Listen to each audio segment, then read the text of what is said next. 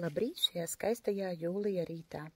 Cik vien es sev apzināti atceros, vienmēr es meklēju dažādus ceļus, kā sevi izzināt, kā būt saskaņā ar sevi un apkārtējo pasauli, kā nesteigties, kā būt šajā mirklī šeit un tagad. Man personīgi geštalterapija palīdzējas kļūt daudz drosmīgākai, atvērtākai, daudz vairāk uzdrīkstēties. Un galvenais – just, sajust, apzināt savas emocijas, kas gala rezultātā manu dzīvi ir padarījis daudz apzinātāku.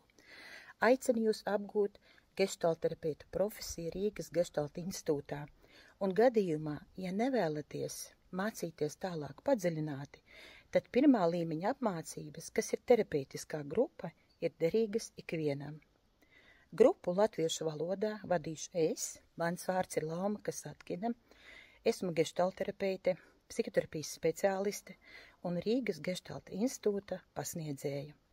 Pārunas notiks jau augustā, un pirmā terapeitiskā grupa būs oktobra sākumā. Visu informāciju, ko vēlaties uzzināt, varat sameklēt Rīgas Geštalta institūta mājaslapā, sociālos tīklos, kā arī variet rakstīt, zvanīt un nākt personību. Es un institūta komanda gaidīsim jūs un uz tikšanos augustā.